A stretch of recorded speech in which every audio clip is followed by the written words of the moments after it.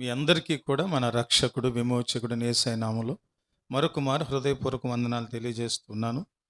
మరి ఈరోజు మన ధ్యానాంశంగా సామెతల పుస్తకం, కావ్య పుస్తకం 27వ అధ్యాయము 17వ వచనం మొదటి పాదం. ఇనుము చేత ఇనుము పదునగును, అట్లు ఒకడు తన చెలికానికి వివేకము పుట్టించును. నాతో చెప్తారా అందరు కలిసి రెండవ మారు ఒకసారి చెప్పండి. ఇనుము చేత ఇనుము పదునగును, అట్లు ఒకడు తన చెలికానికి వివేకము పుట్టించును. ఏమవుతుందంట? ఇనుము చేత ఇనుము పదునవుతుందట. రాపిడి వల్ల ఇనుముని రాసినప్పుడు మనం గమనించినప్పుడు ఎక్కడ కనపడుతుందంటే చికెన్ షాప్లో చికెన్ కొట్టేవాడు, మటన్ షాప్లో మటన్ కొట్టే సహోదరుడు, ఇలాగ ఎవరెవరైతే ఈ కత్తితో కొన్నిసార్లు ఇళ్లలో కిచెన్లో కత్తులు పొదును పోతాయి. పదును పోయినప్పుడు వాటికి తిరిగి మరలా ఏం పడతాము? సాన పడతాము. మన ఇళ్లలో ఆకురాళ్ళు ఉంటాం కదా, ఫైల్స్ అంటాం. అవి ఉంటే దాంతో మన కత్తిని అరగదీస్తే అటువైపు ఇటువైపు చక్కగా నైపుణ్యంగా అది పదునవుతుంది. చాలా మార్లు అది కుదరనప్పుడు, మన ఇళ్లలో లేనప్పుడు ఒకడు బండి మీద ఇలాంటి చక్రం లాంటిది మిషన్ పెట్టుకొని వస్తాడు మన దగ్గరికి. ఒక ప్లేట్ లాంటి ఆకురాయి మనం డబ్బులు ఇస్తే వాడు ఏం చేస్తాడంటే ఆ ప్లేట్ కాలుతో తొక్కుతున్నప్పుడు తిరుగుతూ ఉంటే దాని మీద సానపడుతుంది, నిప్పు రవ్వలు లేస్తాయి. ఆ ఇనుముతో అరగదీస్తాడు. ఇనుముతో అరగదీసినప్పుడు, పదును పెట్టినప్పుడు అప్పుడు ఏమవుతుందంటే అది ఎఫిషియన్సీ, దాని యొక్క సామర్థ్యత ఇంకా పెరుగుతుంది, దాని యొక్క పనితనం ఇంకా పెరుగుతుంది. మనం ఈరోజు సామెతల పుస్తకంలో ఉన్న సారాంశం అంతటిని సంక్షిప్తంగా మనము ధ్యానించి ముగించాం. అందులో చెప్పబడింది ఇదే. అదేంటంటే, ఇది ఎందుకు ఆ మాటలో ఆయన ఇది ఏమని చెప్పదలుచుకున్నాడంటే, చెలికానికి వివేకము పుట్టించుట. చెలికానికి వివేకం పుట్టించడం. చెలికాడంటే స్నేహితుడు, లేకపోతే సహవాసం చేసేవాడు. మన క్రైస్తవ పరిభాషలో చెలికాడు అంటే ఏంటంటే కలిసి సహవాసం చేసే తోటి విశ్వాసి. ఇటువంటి అనుభవంలో ఏ అనుభవం అంటే, ఇనుము రాసుకున్నప్పుడు, రాపిడి జరిగినప్పుడు, సాన పట్టినప్పుడు, షార్ప్ చేసినప్పుడు ఆ వస్తువు, అది గొడ్డలి కావచ్చు, లేకపోతే రంపం కావచ్చు, చాకు కావచ్చు, సన్న బ్లేడ్లు కావచ్చు, అవి లేకుండా చాలా పనులు జరగవు. ఇది మరీ మామిడికాయల సీజన్ అయిపోయింది కదా, ఖచ్చితంగా చాకు ఉండాల్సిందే. చాకులు లేకుండా ఇంట్లో ఇల్లాల పనులు అవ్వవు కదా. మగవాళ్ళకంటే ఆడవాళ్ళకి ఎక్కువ తెలుసు. ఇనుము రాసుకున్నప్పుడు ఏం కలుగుతుందంటే పదును వస్తుంది. పదును, షార్ప్నెస్. ఈరోజు మన ధ్యానాంశం అదే. ఇనుము చేత ఇనుము పదునగుతుంది. అంతేకాకుండా అట్లు ఏం చేస్తాడంటే తన చెలికానికి వివేకం పుట్టిస్తాడు. ఈరోజు మనము విశ్వాసి మన సామెతలు ఉంటాయి కదా. మన పిల్లోడో, మన భర్తో, మన అన్నో, తమ్ముడో వేరే ఇంకొకరితో రెగ్యులర్గా స్నేహం చేస్తా మన ఇంటికి అతను రావటం, మన వాళ్ళు అక్కడికి వెళ్ళటం, మనమే లేడీసే కొంతమంది ఇళ్లలో ఉన్న వీళ్ళు వాళ్ళ ఇళ్ళకి వెళ్ళటం, వాళ్ళ ఇళ్ళకి జరుగుతున్నప్పుడు ఏం సాధించారు వాళ్ళిద్దరంటే వెంటనే జోగి రాసుకుంటే ఏం కాదు, బూడిది రాలిందంటారు. జోగి అంటే ఎవరంటే ఈ మునీశ్వరులాగా ఈ సంసారిక వ్యవస్థలోంచి వదిలిపెట్టేసేసి సన్యాసాశ్రమంలోనికి వెళ్ళిపోయిన వాళ్ళు ఏం చేస్తారంటే మొత్తం ఎవరు రాసుకుంటారు? విభూది రాసుకుంటారు. బూడిది ఇంకొక మాటలో తడిపి రాసుకుంటారు. వీళ్ళిద్దరు రాసుకుంటే ఏమవుద్దంట? భుజం బూడిది రాలుతుంది. అలానే ఏం సాధించారు వీళ్ళిద్దరు వెళ్ళి? జోగి రాసుకుంటే బూడిది రాలుతుంట. ఖాళీ చేతులు వేసుకొచ్చారు, ఖాళీ సంచితో వచ్చారని మాట్లాడతాం మనం. కొన్నిసార్లు అంటాము, గుడ్డివాడు మరొక గుడ్డివానికి దారి చూపగలడా అన్నాడు బైబిల్లో. సో ఇద్దరు అంధులు కలిసి ఏం సాధిస్తారు? గుడ్డివాడు వెళ్ళి ఎక్కడ పడతారంట? గోతిలో పడతారట. సొలొమోను మహారాజు మహాజ్ఞానంతో రాసినటువంటి ఈ మాటలు మనం చూసినప్పుడు ఇనుము చేత ఇనుము పదునవుతుంది. అలా చేసే అనుభవం కలిగినప్పుడు తన చెలికానికి వాడేం చేస్తాడు? వివేకం పుట్టిస్తాడు. వివేకం అంటే ఏమనుకున్నాం? వివేకం అంటే మంచి చెడుల తారతమ్యం, విచక్షణ.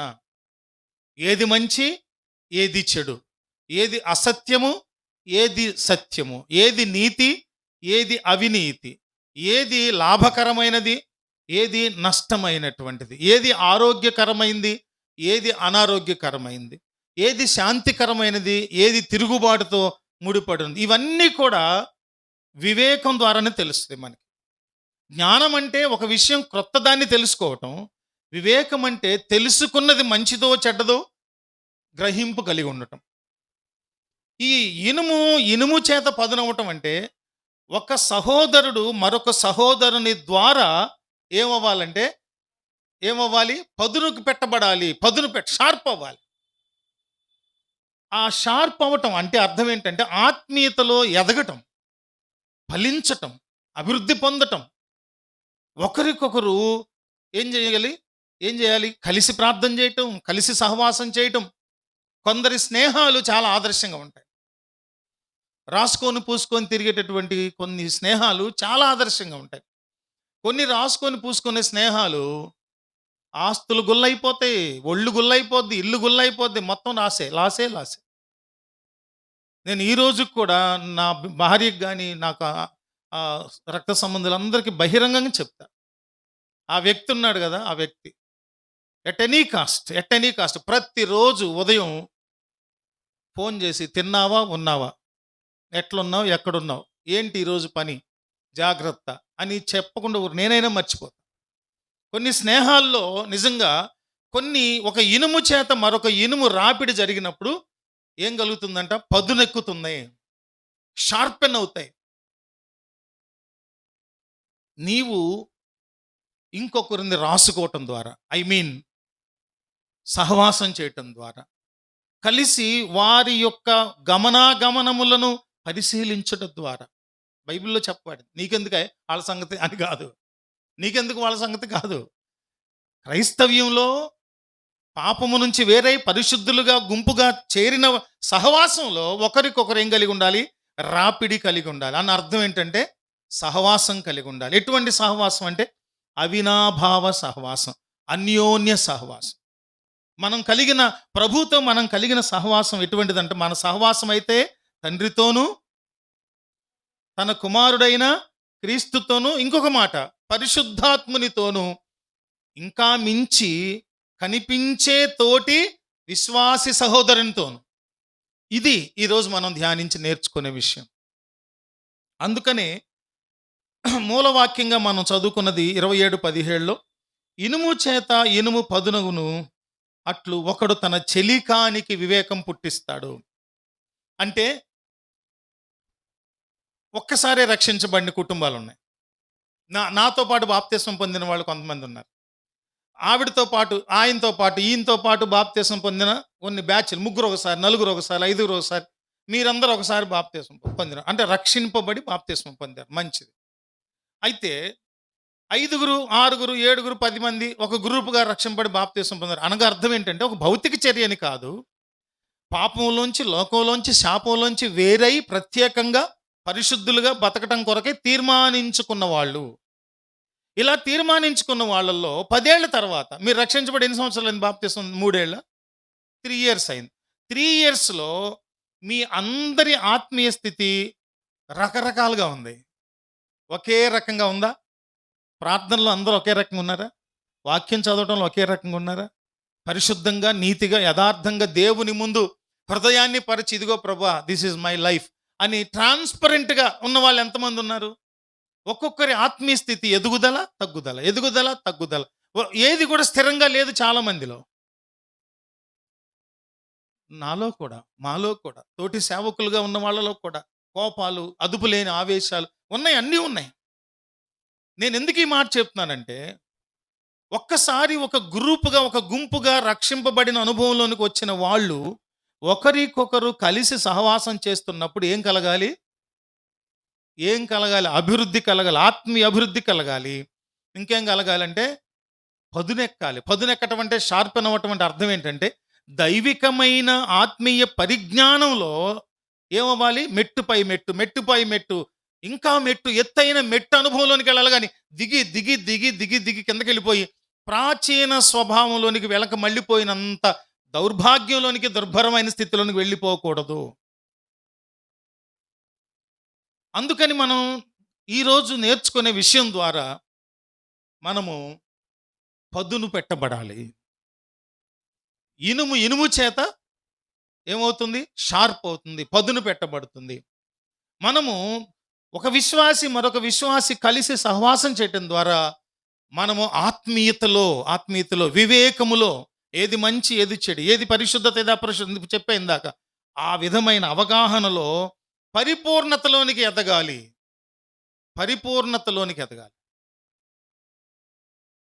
లేకపోతే ఏంటి ప్రయోజనం? మన జీవితాల ద్వారా ఏంటి ప్రయోజనం?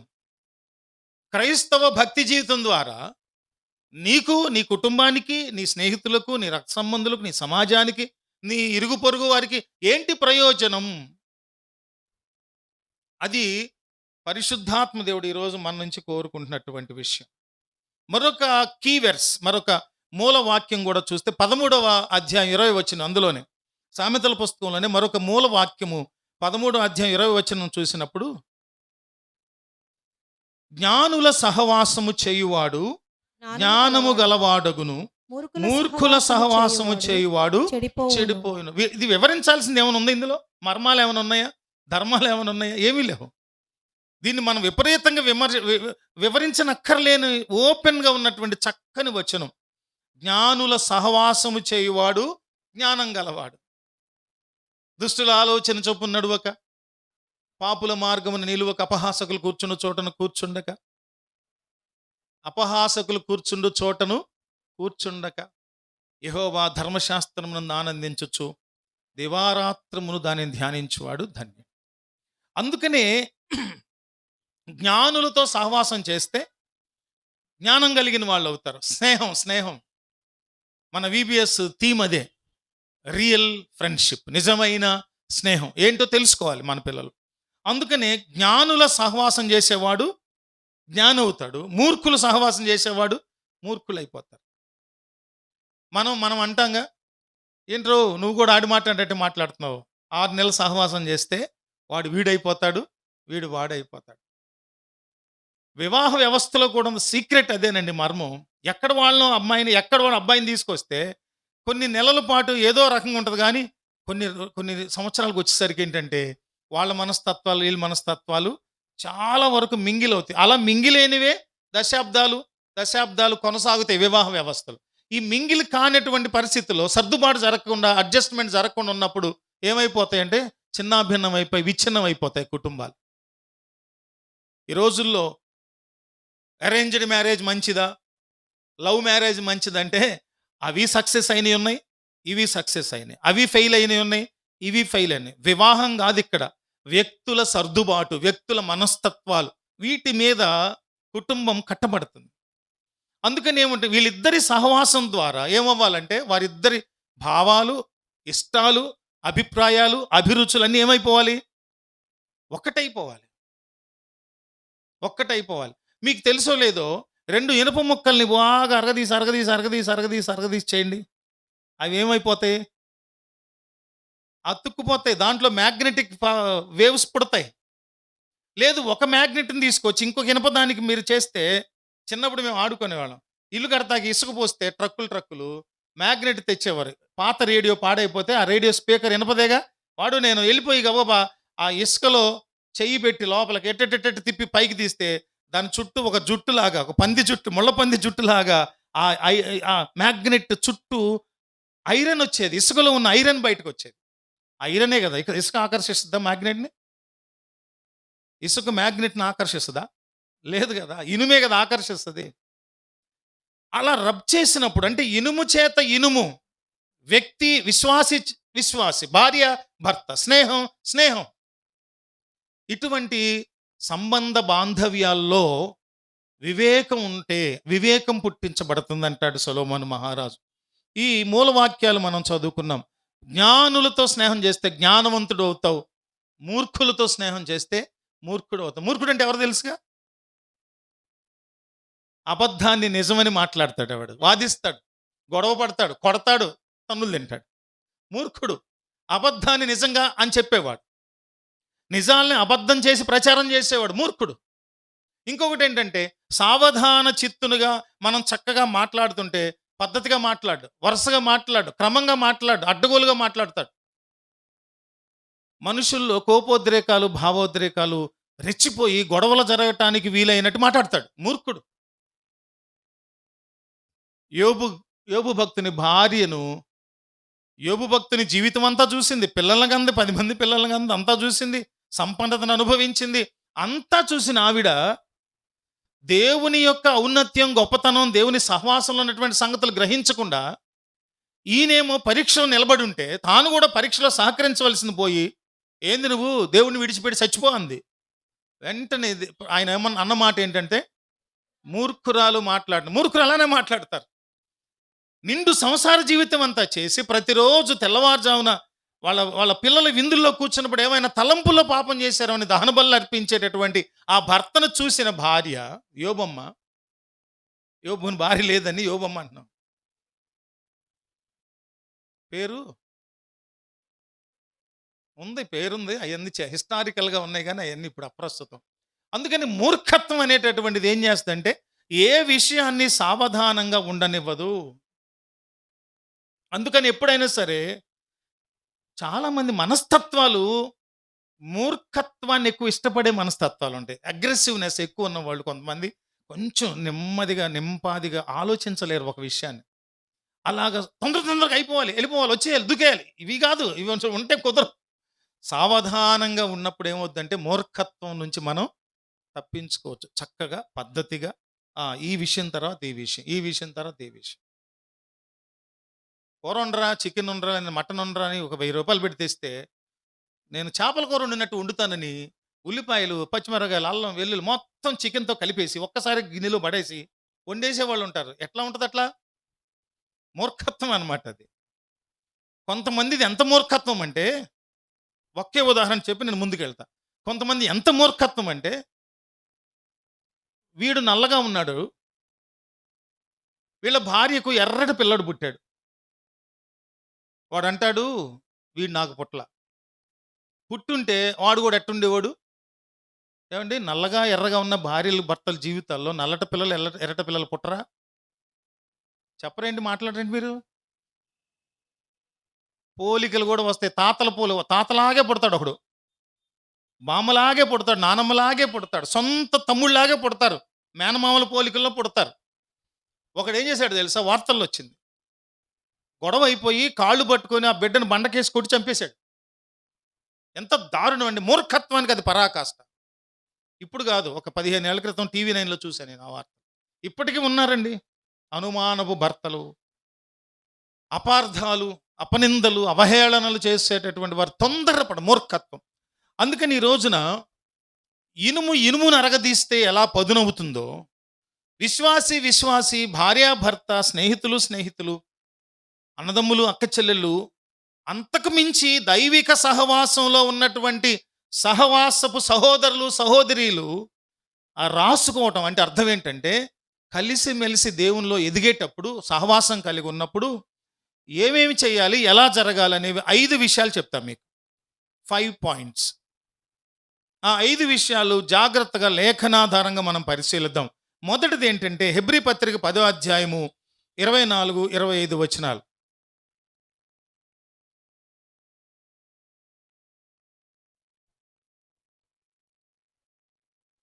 కొందరు మానుకొనుచున్నట్టుగా సమాజముగా కూడుట మానక ఒకరికొకడు హెచ్చరించుచు ఆ దినము సమీపించుట మీరు చూచిన కొలది మరి ఎక్కువగా అలాగు చేయుచు ప్రేమ చూపుటకును సత్కార్యములు చేయుటకును ఒకరినొకడు పురికొల్పవలనని ఆలోచింతము. చూడండి ఎంత స్పష్టంగా, క్లియర్గా హెబ్రీ పుస్తక రచయిత రాశారు. చూసారా ఎంత స్వచ్ఛంగా? ఈ ఇనుము నరగదీస్తాం. విశ్వాసి కలిసి సహవాసం చేయటం అనే విషయంలో ఆయన ఇస్తున్న మొదటి హెచ్చరిక ఏంటంటే, మానక సమాజముగా కూడుకోవాలి. మనము ఈ పాత రోజుల్లో మహాసభలు, మహోత్సవాలు, ఇవి లేవు పేర్లు. ఈ రోజు కూడా జంక్షన్‌లో మా చిన్నాయన గారు వాళ్ళు ఉంటారు. లేమెన్స్ ఇవాంజలికల్ ఫెలోషిప్ వాళ్ళు. ఏంటంటే ఉజ్జీవ కూటములు. ఏం పేరది చెప్పండి? కూటము, కూటమి, కూటములు అని పెట్టడంలో ఎంత అర్థం ఉంది? కూడుకొనుట అనే మాట పరిశుద్ధ గ్రంథానికి సంబంధించిన మాట. ఇప్పుడు ఎవరు పెడుతున్నారు? కూటములని పెట్టాలంటే సిగ్గులాగా, అవమానంలాగా, అబ్బో! అదొక బెరుకైన మాటలాగా అనుకుంటున్నారు. కూడుకొనుట అనగా కూటమి. ఇప్పుడు ప్రభుత్వం ఉంది కదా! కూటమి ప్రభుత్వం. అంటే 3, 4 పార్టీలు కలిసి ఒక కూటమిగా ఏర్పడ్డామంటామా? కూటమి అంటే ఏంటంటే అందరూ సమాజముగా ఒక చోట కూడుకొనుట, కలుసుకొనుట.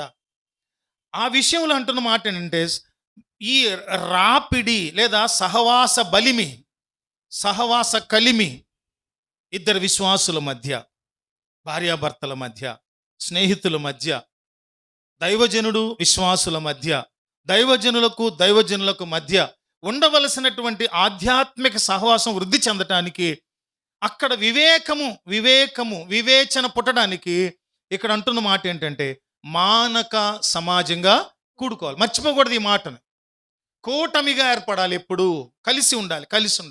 ఎప్పుడు దైవిక సహవాసానికి వెళదామా? సమయానికి వెళదాం. అక్కడ జరిగే పాటల్లో కలిసి పాడదాం, సాక్ష్యాలు చెప్దాం, కలిసిమెలిసి దేవుని సన్నిధిలో ఆరాధన చేద్దాం, దేవుని మాట విందాం, వాక్యం విందాం, బలపరచబడదాం. అప్పుడు ఏమవుతుంది? రాపిడి అనగా సహవాసము, అనుంగు సహవాసం, ఎంతో అవినాభావ సంబంధంతో అంత సమీపమైన సహవాసం. సిలువ చెప్తుంది ఏంటి? దేవునికి మనుషులకు, మనుషులకు ఫెలోషిప్, సహవాసం. అందులో మనం గమనించినప్పుడు కొందరు మానుకొనున్నట్లుగా సమాజముగా కూడుట మానక ఒకరినొకడు హెచ్చరించుచు ఆ దినము సమీపించుట మీరు చూచినది. మరీ ఎక్కువగా అలాగ చేయాలి. ఒకరికొకరు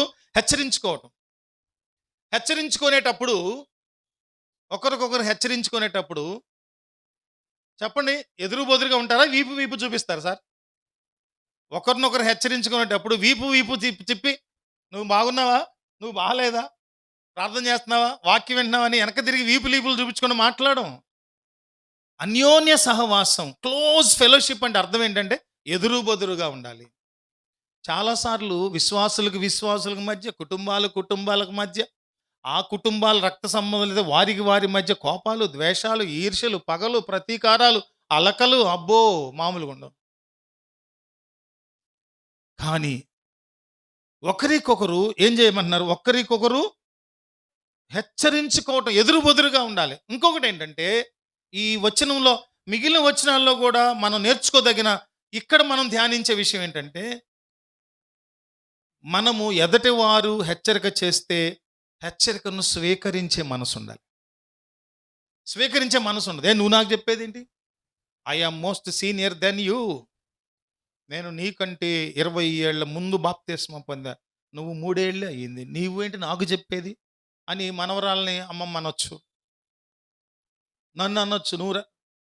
నువ్వెంత, నీ బతుకెంత, నీ విశ్వాస జీవితం సీనియారిటీ ఎంత? ఐఎమ్ 30 years ఇండస్ట్రీ అనే వాళ్ళు ఉంటారు కొంతమంది. నువ్వు చెప్తే నేను వినేది ఏంటయా? నేను చెప్పేది నువ్వు. అందరి మనస్తత్వాలు అదేనండి ఈ రోజుల్లో. నేను చెప్పేదే నువ్వు వినాలి, నువ్వు చెప్పేది నేను విన్ను.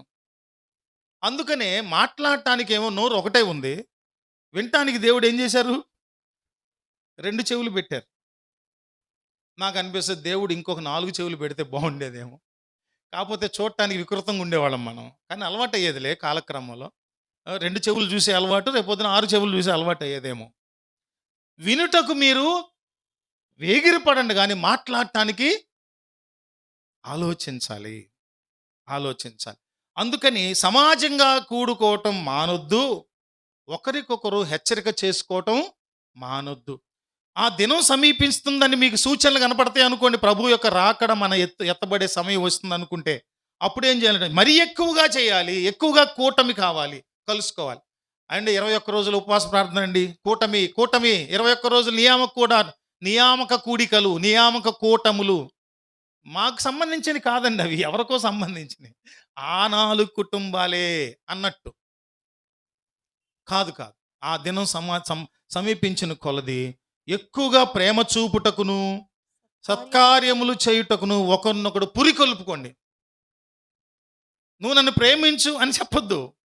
నువ్వు ప్రేమించు, ఆటోమేటిక్గా అవతల వాళ్ళు నిన్ను ప్రేమిస్తారు. నువ్వు సత్కరించు అంటే గౌరవించు, అవతల వాళ్ళు ఆటోమేటిక్గా నిన్ను గౌరవిస్తారు. ఏయ్, యు లవ్ మీ, అప్పుడు ఐ లవ్ యూ. అంతేగాని నువ్వు చేయకుండా నేను ఎలా చేస్తా? అది కాదు, అసలు అది కాదు. ప్రభు అలా చెప్పట్ల. అందుకని మొదటిది ఏంటంటే, ఇనుము ఇనుము నరగదీటినట్టు విశ్వాసి కలిసి వివేకయుతంగా ఆధ్యాత్మికంగా ఎదిగే విషయంలో ఎలా ఉండాలనేది మొదటిది పాయింట్. ఏంటంటే మనము ఏమవ్వాలి? మానక సమాజంగా కూడుకోవాలి, ప్రేమ చూపించాలి, సత్కరించాలి, ఒకరినొకరు హెచ్చరిక చేసుకోవాలి.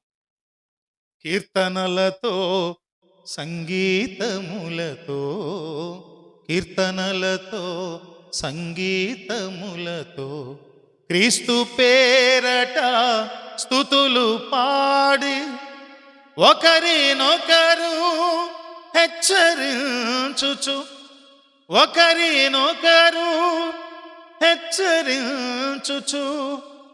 తర్వాత ఆత్మపూర్ణులై సాగుమా సంఘమా. ఈరోజు ప్రభు మాట్లాడుతున్న మాట, ఇనుమును ఇనుము అరగదీస్తున్నట్లుగా చెలికానికి వివేకం కలిగించే పని చేయాలి మనం. చెలికారని చెప్పాము మొదట్లో, సహవాసం, ఫ్రెండ్. అంతఃపురాల్లో పాత రోజుల్లో రాజరికపు వ్యవస్థలో యువరాణికి ఎవరిని పెట్టేవాళ్ళు? చెలికత్తెలు. రాణి గారికి చెలికత్తెలు. అంటే వాళ్ళే ఆటలు ఆడతారు, వాళ్ళే పాటలు పాడతారు, జల్లేస్తారు, ఆడతారు, అన్నీ చేస్తారు, వాళ్ళతోనే ఉంటారు, మంచి జీతాలు కదా. చెలికత్తెల గురించి తెలియదు, చెలికాళ్ళ గురించి తెలియదు మనకి.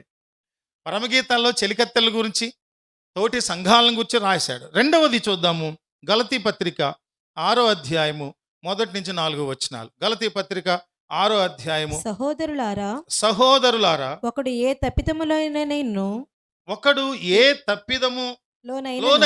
చిక్కుకొని ఎడల ఆత్మ సంబంధులైన మీలో ప్రతివాడు. ఎవరండి వాళ్ళు? ఆత్మ సంబంధ చెలికాళ్ళంటే వాళ్ళే. ఆత్మ సంబంధులైన మీలో ప్రతివాడు తానును శోధింపబడుదునేమో అని తన విషయమై చూచుకొనుచు సాత్వికమైన మనస్సుతో అట్టి వానిని మంచి దారిలోనికి తీసుకొని రావాలి. ఎటువంటి పరిస్థితిలో ఉన్న వారికి, ఎవడైనను ఒకవేళ తప్పిదములో ఉంటే, ఇనుము నరకదీయటం అంటే ఏమండి, డీమని అటొక ఇనుము వచ్చి ఇటొక అతుక్కుపోదు. మనం వెళ్ళాలి.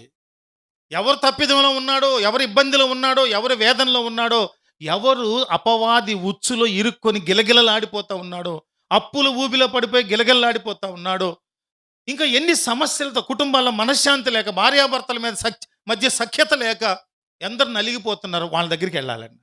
అక్కడికి వెళ్ళమంటున్నాడు ఆయన. ఎవరు తప్పిదములోనైనను చిక్కుకొని ఎడల ఆత్మ సంబంధమైన మీలో ప్రతివాడు తానును శోధింప. మనం కూడా అటువంటి వాడు శోధింపబడ్డాడుగా, మనం కూడా శోధింపబడి అచ్చలు ఏమవ్వదులే.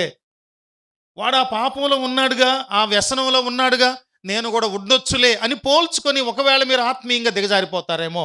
కాబట్టి మీరు అక్కడికి వెళ్ళండి. అతని దగ్గరికి వెళ్ళి ఏం చేయమంటున్నాడు ఆయన? సాత్వికమైన మనసుతో అట్టి వాణిని మంచి దారికి తీసుకొని రావాలి. ఏమన్నాడు ఇక్కడ?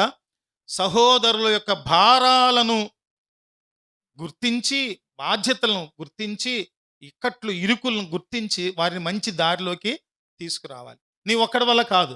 కొన్నిసార్లు ఆ వ్యక్తి సమస్యలోంచి బయటకు తీసుకురావటం మన ఒక్కళ్ళ వల్ల కానప్పుడు కూర్చోండి, 10 మందిని పోగు చేయండి. సంఘంలో రండి, తెలివైన వాళ్ళు, చక్కగా ప్రార్థనలో ఎదిగి మాట్లాడగలిగిన వాళ్ళు, వాక్యానుసారమైన చక్కని సలహాలు ఇవ్వగలిగిన వాళ్ళని తీసుకెళ్ళి ఏం చేయాలి? అతను ఉన్నటువంటి ఆ తప్పిదములోంచి అతను బయటికి తీసుకురావాలి. నీ ఒక్కడి వల్ల అవ్వదు. 10 మంది వెళ్తే పని అవుతుంది. త్రాగుడే అనుకుందాం, లేకపోతే వ్యభిచారం, చెడు తిరుగుళ్ళు అనుకుందాం, లేకపోతే ఇంకేమో ఏవో ఉంటాయి. వాటన్నిటిలోంచి మనం నేర్చుకొని మనము ఆ ఊబిలో చిక్కుకోకుండా ఉండనట్లుగా జాగ్రత్త పడాలి. ఇంకొకటి ఏంటి తెలుసా? ఆ వ్యక్తి ఆ తప్పిదంలో ఉన్నాడని తెలుసుకున్న వెంటనే చేయాలి. మళ్ళీ అది చూద్దాం అంటే వాడు నష్టం జరగవలసినంత జరిగిపోద్ది ముందే. జాగ్రత్తగా ఉండాలండోయ్. ఆ తప్పిదములో ఉన్నాడని తెలిసిన వెంటనే మనము తగిన చర్య తీసుకోవాల్సిందే. సంఘము అనే మాటకు అర్థం అదే. సంఘం అంటే ఏంటి? సంఘం అంటే ఏంటండి? సహవాసం అంటే, సంఘం అంటే అర్థం ఏంటంటే 10 మంది కలిసి ఒకటిగా ఉండటానికి నిర్ణయించుకున్న బృందం. ఒక నిర్ణయాలు తీసుకుంటూ, ఒక కట్టుబాటులో ఎక్కువ తక్కువలున్నా కూడా ఆ ఎక్కువ తక్కువలు సరిచేసుకుంటూ. నేను అందుకే చాలా మార్లు ఒక ఫంక్షన్ వచ్చినా, ఒక కార్యక్రమం మనం చేయాల్సి వచ్చినా, కొంత చెయ్యి వేయలేనటువంటి ఆర్థిక స్థితిలో ఎవరైనా ఉన్నప్పుడు వాళ్ళని ఎప్పుడు బలవంత పెట్టొద్దు. వాళ్ళు ఎప్పుడు బలవంత పెట్టొద్దు. ఎందుకని అంటానంటే, దానివల్ల వాళ్ళు ఒత్తిడికి గురయ్యి అప్పులు తీసుకురావాల్సిన అవసరం లేదు. ఉండి ఇవ్వాలనే మనస్సుండి ఆ కార్యక్రమం కొరకు నువ్వు గుప్పిలు విప్పావా, సంతోషం. అతను ఇవ్వలేదని నువ్వు అతని గురించి మాట్లాడకూడదు. You have no right. అది క్రమం కాదు, అది సహవాసం కాదు. అందుకని భారాలు భరించి సహోదరులను దారిలోనికి తీసుకురావాలి. 2వ వచనం, ఒకని భారములను ఒకడు భరించి ఈలాగు క్రీస్తు నియమమును పూర్తిగా నెరవేర్చుడి. ఒకరినొకరు భరించుకోవటం అంట క్రీస్తు నియమం అంట. అది ఒకరినొకరు భరించుకోవటం క్రీస్తు నియమం అంటే ఏంటంటే, ఆయన అలానే చేశారు. సర్వమానవాళి కొరకు ఆయన సర్వమానవాళి పాపములను భరించారు కాబట్టి అది ఆయన నియమం. ఆయన చేసింది అదే, చేయమంటుంది కూడా అదే. కనుక దానిని మనం ఎప్పుడు కూడా ఒకరినొకరు భారాలు భరించాల్సిందే. అదే సంఘం అంటే, అదే సహవాసం అంటే. ఎవడైనా నువ్వు వట్టివాడై ఉండి తాను ఎన్నికైన వాడనని ఎంచుకొని నీడల తను తానే మోసపరుచుకొనును. ప్రతివాడును 4వ వచనం, తాను చేయు పనిని పరీక్షించి చూచుకొనవలెను. అప్పుడు ఇతరుని బట్టి కాక తనను బట్టి అతను అతిశయం కలుగును. నా పరిశుద్ధతను బట్టి నేను అతిశయించటంతో పాటు తప్పిదములో ఉన్న వ్యక్తిని మీరు సరిచేసిన తర్వాత అతను సరైన మార్గంలో ఉండటాన్ని బట్టి మనందరం ప్రభువునందు అతిశయిస్తాం. అది గొప్ప సంగతి. నేను ఒక్కనే ఉంటా నీతిగా పరిశుద్ధంగా కాదు. సంఘం బాధ్యత. నీవు సహవాసంలో ఉన్నావు సభ్యుడిగా. ఒక తల్లి ఇంటి గూటులోనికి చేర్చబడ్డావు, అరలోనికి వచ్చావు. నువ్వు పరిశుద్ధుల గుంపులో చేర్చబడిన తర్వాత ఎవడైనా దారి తప్ప సహజం, మనుషులం మనం. అలాంటప్పుడు వారిని దారిలోకి తీసుకురావాలి. అందులో మూడవ దానికి అది ప్రసంగి పుస్తకంలో ఎక్లీసియాస్టిస్ 4:9-12 వచనాల వరకు చూద్దాం. ఇద్దరి కష్టము చేత ఉభయులకు మంచి ఫలము కలుగును గనుక ఒంటిగాడై ఉండుట కంటే ఇద్దరు కూడి ఉండుట మేలు. వారు పడిపోయినను ఒకడు తన తోడి వానిని లేవనెత్తును. అయితే ఒంటరిగాడు పడిపోయిన ఎడల వానికి శ్రమయే కలుగును. వాని లేవనెత్తువాడు లేకపోవును. ఇద్దరు కలిసి పండుకొని నీడల వారికి వెట్ట కలుగును. ఒంటరిగానికి వెట్ట ఎలాగు పుట్టును. ఒంటరియగు ఒకని మీద మరి ఒకడు పడిన ఎడల ఇద్దరు కూడి వారిని ఎదిరింపగలరు. పడటం అంటే అర్థం ఏంటి? గొడవ పడితే కొట్టడానికి వస్తే అని అర్థం. పడటం అంటే మీద పడటం అని కాదు. అక్కడ ఒకవేళ పడటం అంటే పాత నిబంధనలు అలా రాసేవారు. దొమ్మిగా పడటం, వచ్చి కొట్టడం జరిగితే ఇద్దరు కలిసి ఏం చేస్తారు? వాడిని ఎదిరించగలరు. 3 పేటల తాడు త్వరగా తెగిపోదు కదా. మంచి ఎగ్జాంపుల్. యేసుక్రీస్తు ప్రభువారు కూడా శిష్యులను సువార్తకు పంపేటప్పుడు, బయటికి ఏదైనా పని మీద పంపేటప్పుడు ఏం చేసేవారు? ఇద్దరిద్దరిని పంపేవాళ్ళు. ఒక్కళ్ళని పంపేవాళ్ళు కాదు ఆయన. ఇద్దరిద్దరిని కలిపి పంపేవాళ్ళు ఆయన. అందుకనే ఒంటిగాడ ఉండుట కంటే ఇద్దరు కూడి ఉండుట మేలు. ఇద్దరు కూడి ఉండాలి, ఇద్దరిని కలిపి పంపాలి, ఇద్దరు వెళ్ళాలి. ఒకరికి ఏదన్నా అయితే ఇంకొకళ్ళు సాయపడతారు. ఇద్దరు కలిసి మీకు ఇంకోటి కూడా చెప్పా చాలాసార్లు. చాలామంది తాత్వికులు చెప్తారు, ఒంటెద్దు బండిని మనం చూస్తాం. ఒంటెద్దు బండి 5 బస్తాలు మోయగలుగుతుంది అనుకోండి. దానికి కాడి కట్టి 2 ఎడ్లు పెట్టామనుకోండి, 10 కదా మొయ్యాలి. 50 బస్తాలైనా సరే కడితే రెండు కలిసి బ్యాలెన్స్డ్గా మోసుకెళ్ళిపోతాయి. ఎత్తులైనా గట్టులైనా. పల్లెటూరులో మా తాతగారు, మా చిన్నాయలు వ్యవసాయం చేసేటప్పుడు వెళ్ళి చూసేవాడిని. ఇవన్నీ కొత్తగా ఉండేవి.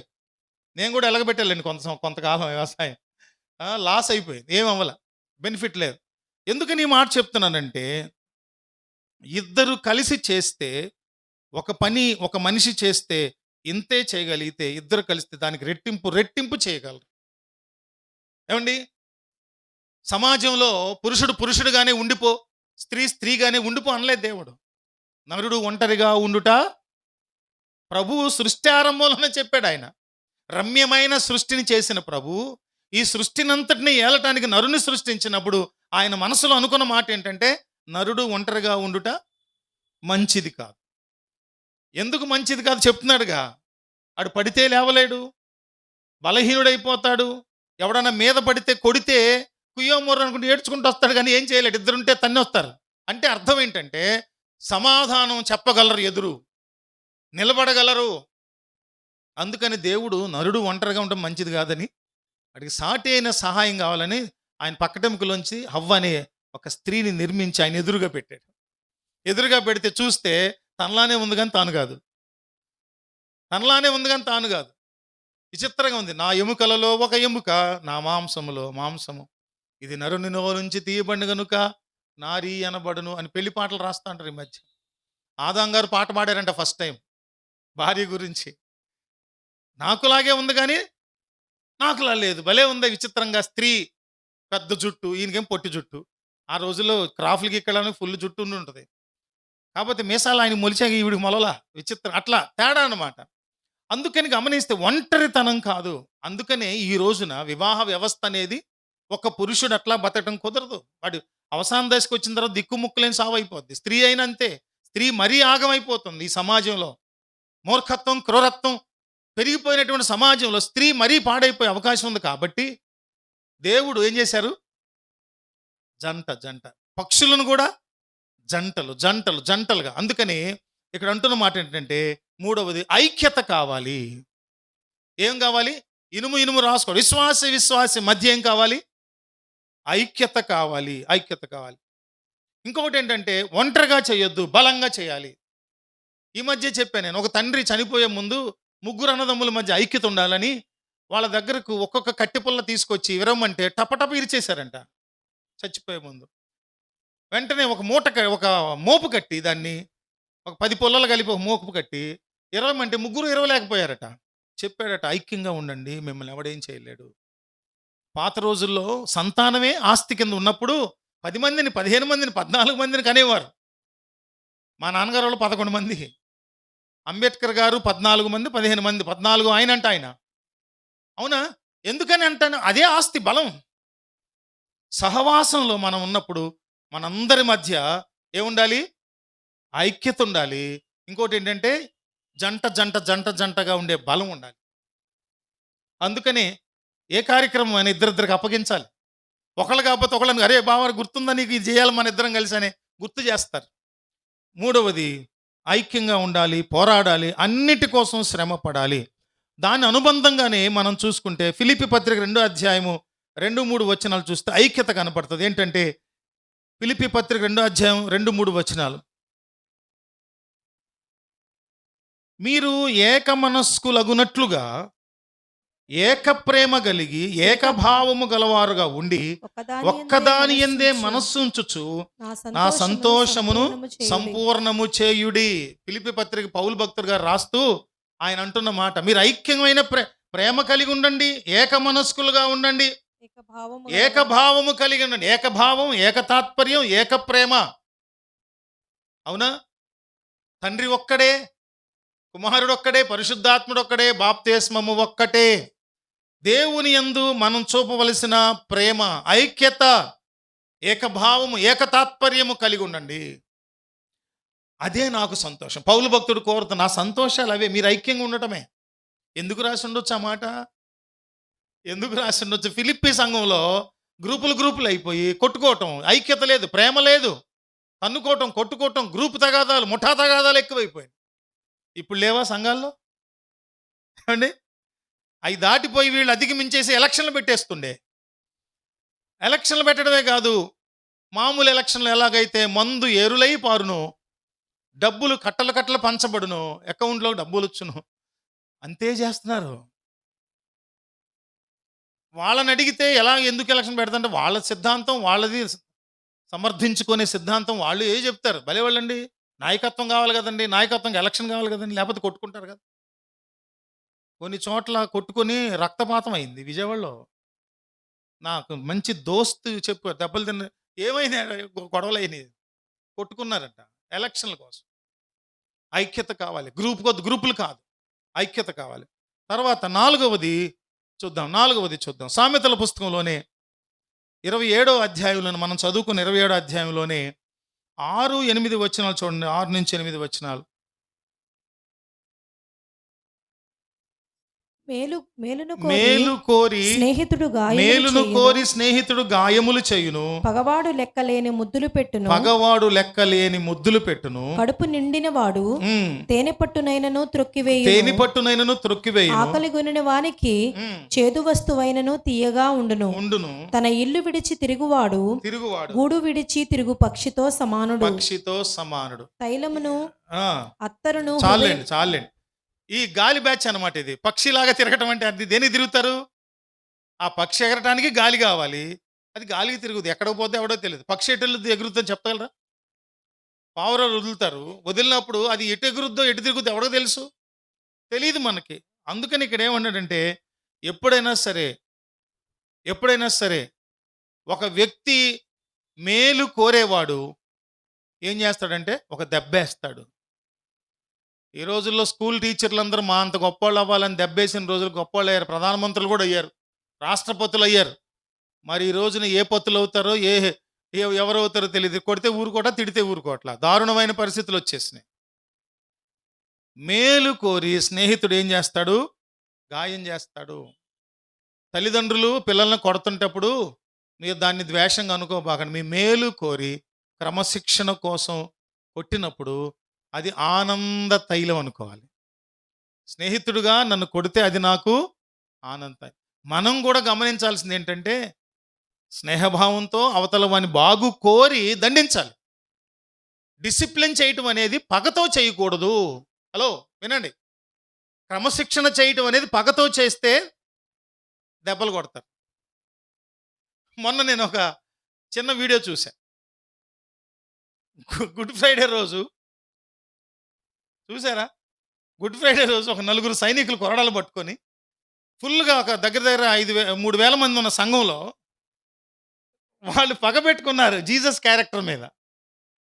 జీసస్ క్యారెక్టర్ వేసిన వ్యక్తి మీద పగబెట్టుకున్నారు. వాడు కిరీటం పెట్టుకొని అంగి వేసుకొని, బ్లాక్స్ వాళ్ళంతా, చాలా పొడుగున్నాడు, ఇలా వంగున్నాడు. ఇటు ఒకడు వచ్చాడు, కొట్టాడు, సహించాడు. ఇంకా వాళ్ళు పగబెట్టుకున్నట్టున్నారు వీడు కొట్టాలని.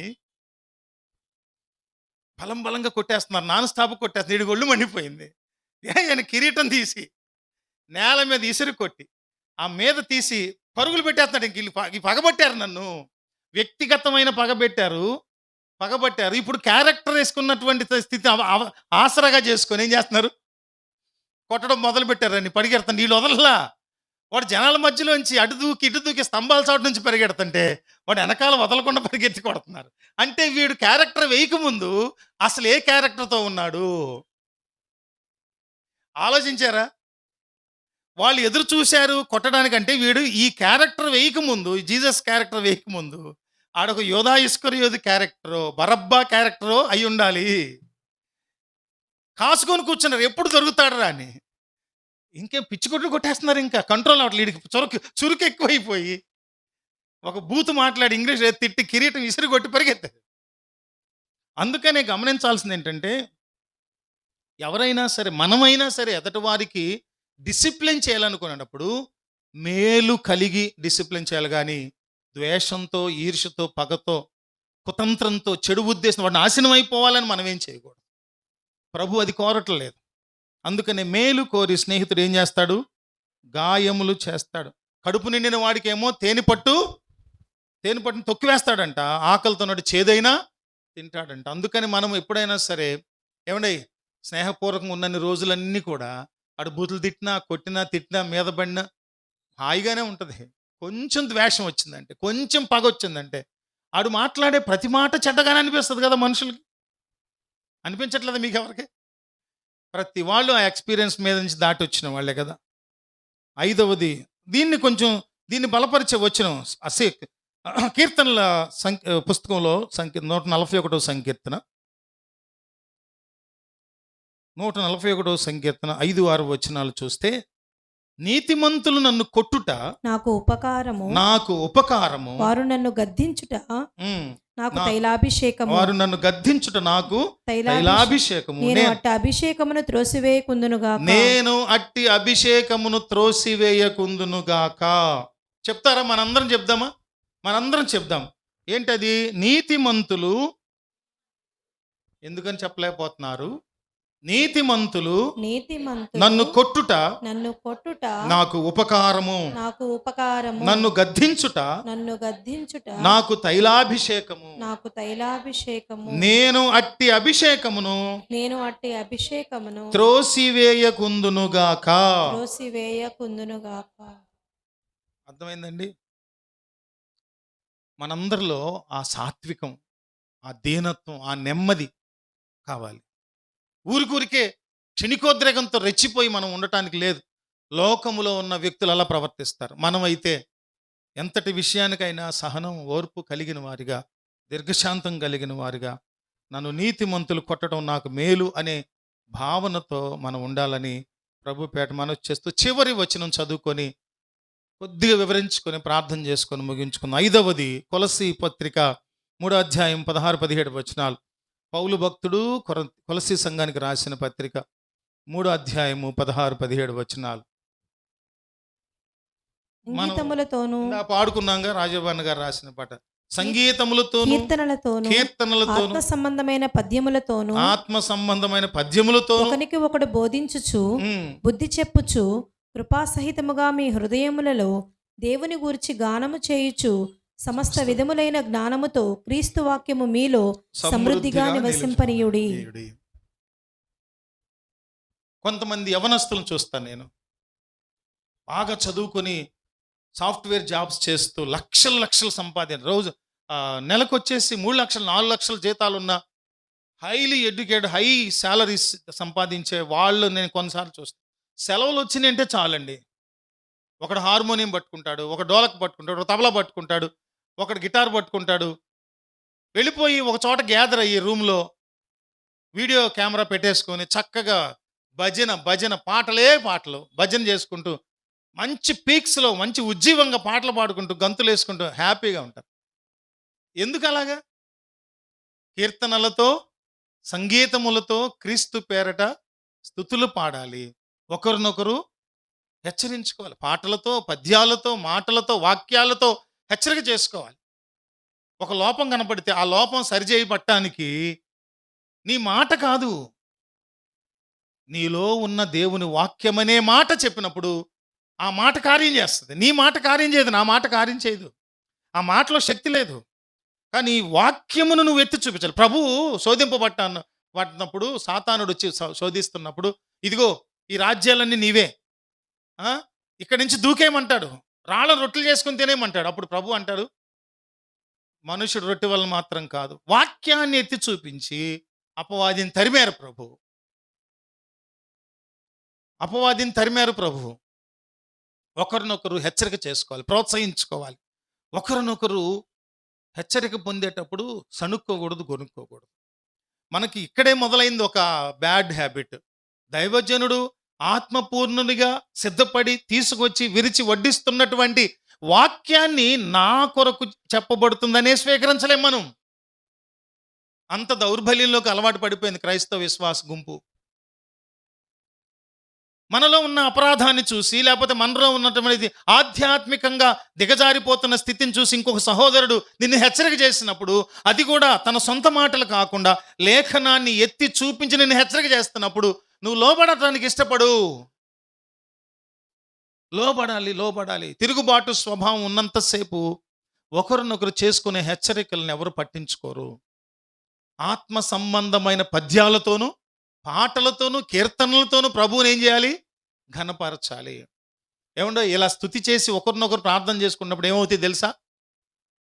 ఆ కూర్చున్న వాళ్ళు దెయ్యాలుంటే ఏమైపోతాయి? దెయ్యాలు పారిపోతాయి, గజగజలాడుకుంటూ పారిపోతాయి. స్తుతికి అంత శక్తి ఉంది. నీ కుటుంబంలో సమస్యలు ఉన్నాయా? భార్యాభర్తలు మాట్లాడుకోవట్లేదా? ఎప్పుడైతే నువ్వు గుంపుగా చేరి కీర్తనలతో పద్యాలతో పాటలతో హెచ్చరికలు చేసుకుంటూ దేవుని ఆనందిస్తావో, నీలో ఉన్న ఆ ద్వేషభావం, ఆ కోపభావం, క్షణికోత ఇవన్నీ పోతాయి. నీలో దైవిక ప్రేమ స్థాపించబడుతుంది. దేవునికి స్తోత్రం కలుగును గాక. అందుకని 17వ వచనంలో మాట చేత గాని మరియు మాట చేత గాని క్రియ చేత గాని మీరేమి చేసినను ప్రభువైన యేసు ద్వారా తండ్రి అయిన దేవునికి కృతజ్ఞతాస్తుతులు చెల్లించుచు సమస్తమును ఆయన పేరట చేయుడి. సమస్తమును ఆయన పేరట చేయుడి. మాట చేతైనా క్రియ చేతైనా సరే తండ్రి యేసుక్రీస్తు ద్వారా తండ్రికి మహిమ కలుగునట్లుగా స్తుతించాలి. చివరి మాటగా స్తుతి స్తుతి స్తుతి. అందుకని ఇనుము మరొక ఇనుముతో రాపిడి జరిగినప్పుడు అది పదునెక్కినట్లుగా సామెతల పుస్తక రచయిత చెప్పిన మాట మన జీవితాల్లో కూడా విశ్వాసి అతి చనువైన అతి సన్నిహితమైన ఆధ్యాత్మిక సహవాసంలో ఎదిగినప్పుడు అప్పుడు ఏం కలుగుతుందంటే 2వ పాదంలో వివేకం పుడుతుంది, వివేచన పుడుతుంది. ఏది చెయ్యాలి, ఏది చేయకూడదు, ఏది చూడాలి, ఏది చూడకూడదు, ఏది మాట్లాడాలి, ఏది మాట్లాడకూడదు అనే భావన మనలో కలుగుతుంది. అందుకని మనం గమనించాల్సింది ఏంటంటే ఒకరినొకరు హెచ్చరించుకోవాలి, ఐక్యత కలిగి ఉండాలి, జంటగా ఉండాలి. ఎన్ని ధ్యానించాం? 5 విషయాలు ధ్యానించాం.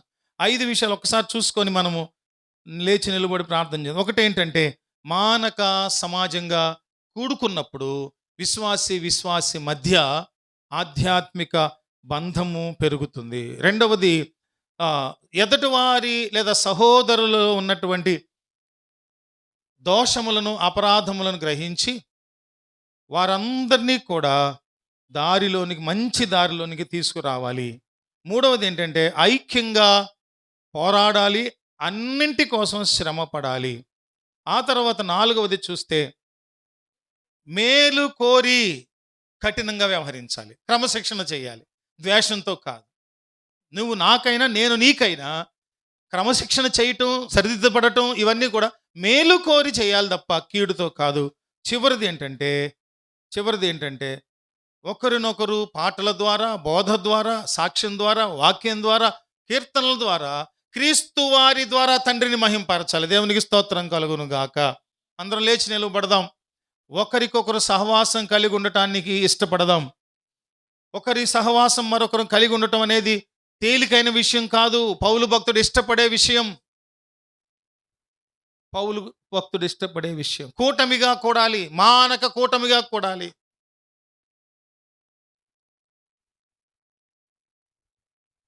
కళ్ళు మూసుకొని ధ్యానపూర్వకంగా ఇదిగో సొలొమోను మహారాజు చెప్పారు, ఇనుము నరగదీస్తుంది, అది పదునెక్కుతుంది. అలాగే మేం కూడా ప్రభువా మాలో ఉన్న అహాలను, మాలో ఉన్నటువంటి ద్వేషభావాలను, మాలో ఉన్నటువంటి క్రోధభావాలను విడిచిపెట్టి సంఘములో తోటి విశ్వాసితో మేము కూడా అవినాభావ సంబంధం, అత్యంత సాన్నిహిత్య సంబంధం కలిగిన వారిగా ఉండి ప్రభువా నాయన మేము ఐక్యత కలిగి ఉంటాం. మేమందరం కూడా ఆధ్యాత్మికతలో ఎదిగిన వారిగా, పదును పెట్టబడిన వారుగా మేము ఉండటానికి ఇష్టపడుతున్నాం ప్రభు అని తీర్మానపూర్వకంగా ప్రార్థన చేసుకుందాం. ఒకరు ప్రార్థన చేసినట్లయితే మనం ముగించుకుందాం.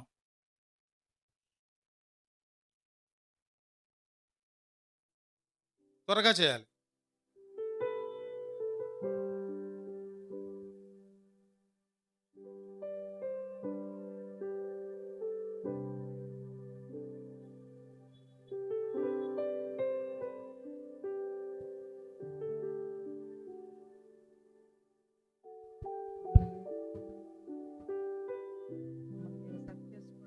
చూసుకోవడానికి నాయన మీ ఎదుట, మీ వెలుగులో, మీ వాక్యపు వెలుగులో మమ్మల్ని మేము సరి చేసుకుని, మా తెప్పలాలను నాయన సరి చేసుకుని, మా లోటుపాట్లన్నిటినీ మీకు చెప్పుకొని నాయన మేము ఎలా ఉండాలో నేర్చుకుని మీ వెనకే రావడానికి నాయన మేము తల వంచి రావడానికి విధేయతను కలిగిన వారంగా మమ్మల్ని ఉంచమని వేడుకుంటూ ఉన్నాం.